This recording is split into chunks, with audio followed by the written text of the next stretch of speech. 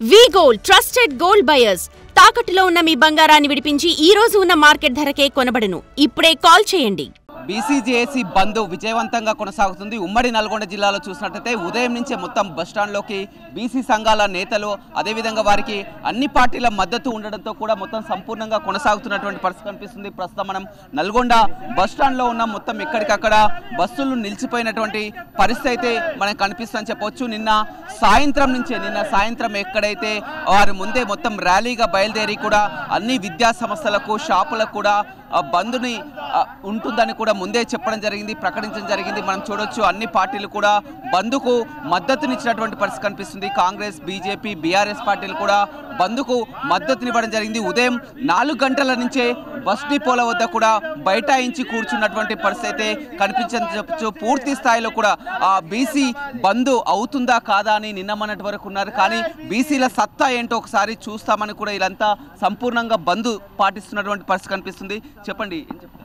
నా పేరు చక్ర రామరాజు, బీసీ సంక్షేమ సంఘం జిల్లా అధ్యక్షుని. బీసీజేఏసీ రాష్ట్ర పిలుపు మేరకు ఇవాళ నల్గొండ జిల్లాలో సంపూర్ణంగా బంద్ జరుగుతుంది. బస్టాండ్లో కూడా మేమంతా కూడా బస్సులను ఆపి బస్సులు కదలకుండా చేయడం జరిగింది.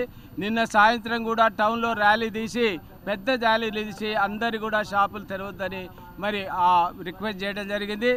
ఈ యొక్క బంద్కు అన్ని రాజకీయ పార్టీలు కూడా సంపూర్ణమైనటువంటి మద్దతు తెలియజేస్తున్నాయి. మా ప్రధానమైనటువంటి డిమాండ్ ఏమిటంటే రేపు జరగబోయేటువంటి స్థానిక సంస్థల ఎన్నికలలో బీసీలకు 42% రిజర్వేషన్ చట్టబద్ధంగా కల్పించిన తర్వాతనే ఎన్నికలు జరపాలి. కేవలం ఈ రాజకీయ పార్టీలని కంటి తుడుపు చర్యగా మరి మేము మద్దతు తెలియజేస్తున్నటువంటిది కాదు. అందరూ కలిసి ఒక మరి అఖిలపక్షంగా ఏర్పడి, ఎందుకంటే దీనికి చట్టం కావాలి అంటే కేంద్రంలో బీజేపీ పార్లమెంట్లో బిల్ పాస్ చేయాలి, 9th షెడ్యూల్లో పెట్టాలి, రాష్ట్రపతి యొక్క ఆమోదం తెలియజేయాలి. కాబట్టి రాజకీయ పార్టీలు అన్నీ ఏకం కావాలి. ప్రభుత్వం కూడా వీళ్ళందరినీ ఏకం చేసి కేంద్ర ప్రభుత్వం దగ్గరికి వెళ్ళి వాళ్ళని ఒప్పించి మరి 9th షెడ్యూల్లో పెట్టి రిజర్వేషన్ని బీసీలకు చట్టబద్ధమైన రిజర్వేషన్ కల్పించాలి. అయితే దీన్ని రాష్ట్ర ప్రభుత్వం కులగణన చేసి ఈ 9th యొక్క జీవో తీసి రిజర్వేషన్ అమలు చేస్తున్నా అన్నప్పుడు కొంతమంది రిజర్వేషన్ వ్యతిరేకులు కోర్టును అడ్డం పెట్టుకొని దీన్ని ఆపడం జరిగింది. మేమందరికీ కూడా వాళ్ళకి హెచ్చరిస్తున్నాము. మీకు ఈడబ్ల్యూఎస్ రిజర్వేషన్ ఇచ్చినప్పుడు మేము అడ్డుకోలేదు. 10% మీకు ఈడబ్ల్యూఎస్ 10% లేనటువంటి మీకు 10% రిజర్వేషన్ ఇచ్చినప్పుడు మేము అడ్డుకోలేదు. కానీ 56% ఉన్నటువంటి మాకు 42% రిజర్వేషన్ ఇస్తే మీరు ఎట్లా అడ్డుకుంటారు? అసలు అప్పుడు మీరేమంటున్నారు? 50% సీలింగ్ ఉంది రిజర్వేషన్కి అంటున్నారు. మరి మీకు 10% ఇచ్చినప్పుడు అప్పుడు సీలింగ్ దాటలేదా? అప్పటికే 60% సీలింగ్ దాటింది. ఏ రాజ్యాంగంలో ఎక్కడ కూడా 50% సీలింగ్ అనేటువంటిది లేదు. కేవలం బీసీల కాడికి వచ్చే వరకనే ఈ సీలింగ్ వస్తుందా? కోర్టులు కూడా వివక్షత చూపుతున్నాయి. అత్యధిక జనాభా ఉన్నటువంటి బీసీలకు జనాభా దామాష ప్రకారం రిజర్వేషన్ ఇవ్వాలి. కాబట్టి 42% రిజర్వేషన్ ఇచ్చిన తర్వాత మాత్రమే ఈ యొక్క లోకల్ బాడీకి ఎన్నికలకు పోవాలని అన్ని బీసీ సంఘాల జేఏసీ పిలుపునిస్తున్నది. ఈరోజు తెలంగాణ రాష్ట్ర జేఏసీ పిలుపు మేరకు నల్గొండ జిల్లాలో బీసీ సంఘాలు, ప్రజా సంఘాలు, పార్టీలు పూర్తి మద్దతు తెలియజేయడం జరిగింది. నల్గొండ బీసీ సంక్షేమ సంఘం తరఫున మద్దతు ఇచ్చినటువంటి పార్టీలకు ధన్యవాదాలు తెలియజేస్తూ ఉన్నాం. ఎందుకంటే 42% రిజర్వేషన్లు ఇస్తామని చెప్పినటువంటి కాంగ్రెస్ పార్టీ, ఇవ్వాల్సిన పార్టీ బీజేపీ పార్టీ, 9th షెడ్యూల్లో చేర్చాల్సిన పార్టీ బీజేపీ పార్టీ కేవలం దాన్ని బీసీలని మళ్ళా ఓట్ల రాజకీయంగానే మారుస్తుర్రే తప్ప తప్పనిసరి 42% రిజర్వేషన్లు ఇస్తూనే ఎన్నికలు పోవాలని ప్రధాన డిమాండ్తో ఈరోజు ధర్నా చేయడం జరుగుతుంది. చూడొచ్చు చాలా వరకు ఉన్నటువంటి పరిస్థితి కనిపిస్తుంది. చెప్పండి. తెలంగాణ ఉద్యమ తరాలు ఐక్యంగా బీసీ రిజర్వేషన్ను సాధించుకోవడానికి ఒక శంఖారావం ప్రారంభమైంది.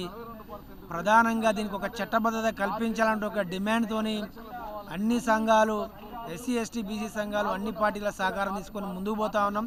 ప్రధానమైనటువంటి ఎజెండా ఏంటంటే మేమెంతమందిమో మాకంత వాటా, న్యాయబద్ధంగా మాకు దక్కాల్సినటువంటి వాటా ఏదైతుందో అది దక్కాల్సింది.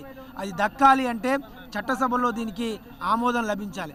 కాంగ్రెస్ ప్రభుత్వం తెలంగాణలో ఏకగ్రీవంగా అసెంబ్లీ తీర్మానం చేసింది, రాష్ట్రపతికి పంపింది. ఆ తర్వాత ఆర్డినెన్స్ పాస్ చేసింది, గవర్నర్ పంపింది. గవర్నర్ దగ్గర పెండింగ్ ఉంది, అటు రాష్ట్రపతి దగ్గర పెండింగ్ ఉంది. ఈ రెండు ఆమోదం తెలిపి దాన్ని 9వ షెడ్యూల్లో చేరిస్తేనే ఈ 42% రిజర్వేషన్కు ఒక చట్టబద్ధత లభిస్తుంది. దీని ప్రధానమైనటువంటి బాధ్యత బీజేపీదే. ఆ బీజేపీ ఆ బాధ్యతను నిర్వర్తించాలి తప్ప దాన్ని పక్కదోలు తొక్కుతామంటే తెలంగాణ బీసీ సమాజం ఊరుకోవడానికి సిద్ధంగా లేదని చెప్పేసి ఆ వైపుగా ఆ రిజర్వేషన్లు సాధించుకోవడానికి బీసీ సమాజం ముందుకు కొనసాగుతుందని చెప్పేసి హెచ్చరిస్తా ఉన్నాం.